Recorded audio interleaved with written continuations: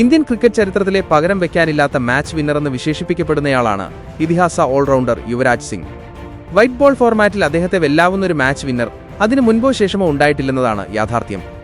ബാറ്റും ബോളും കൊണ്ടും മാത്രമല്ല, ഫീൽഡിംഗിലെ തകർപ്പൻ പ്രകടനങ്ങളിലൂടെയും മത്സരഗതി മാറ്റാനുള്ള അസാധാരണ മിടുക്ക് യുവിക്കുണ്ടായിരുന്നു. വീഡിയോയിലേക്ക് കടക്കുന്നതിന് മുൻപായി ഇതുപോലുള്ള ക്രിക്കറ്റ് വാർത്തകൾക്കായി ഈ ചാനൽ മറക്കാതെ സബ്സ്ക്രൈബ് ചെയ്യൂ.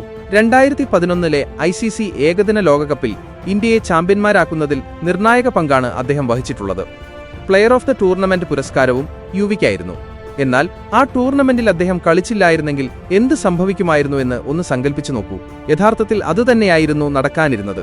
യുവരാജ് ഇല്ലാത്ത ഒരു ടീമിനെ ഇറക്കാനായിരുന്നു അന്ന് സെലക്ടർമാരുടെ പ്ലാൻ എന്ന് വെളിപ്പെടുത്തിയിരിക്കുകയാണ് അന്ന് ഇന്ത്യയെ ചാമ്പ്യന്മാരാക്കിയ കോച്ച് ഗാരി കേർസ്റ്റൺ.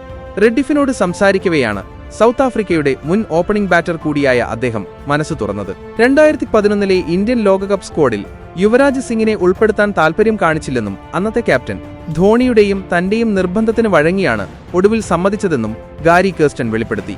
ദൈവത്തിന് നന്ദി, കാരണം അന്ന് എന്തും സംഭവിക്കുമായിരുന്നു. യുവരാജ് സിംഗ് ടീമിൽ നിന്ന് ഒഴിവാക്കപ്പെടേണ്ടതായിരുന്നു. അതൊരു ഐകകണ്ഠേനയുള്ള സെലക്ഷൻ ആയിരുന്നില്ല. 15ഓളം കളിക്കാരുടെ കാര്യത്തിൽ സെലക്ടർമാരുമായി വാദപ്രതിവാദം നടത്തേണ്ടി വന്നു. ഞാനും ധോണിയും ടീമിൽ തീർച്ചയായും യുവരാജ് വേണമെന്ന് ആഗ്രഹിച്ചവരാണ്. അദ്ദേഹം ടീമിലേക്ക് കൊണ്ടുവരുന്ന അനുഭവ സമ്പത്തായിരുന്നു കാരണം. പിന്നീട് ആ ലോകകപ്പ് എങ്ങനെയാണ് അവസാനിച്ചതെന്ന് നോക്കൂ എന്നും കേർസ്റ്റൺ പറഞ്ഞു.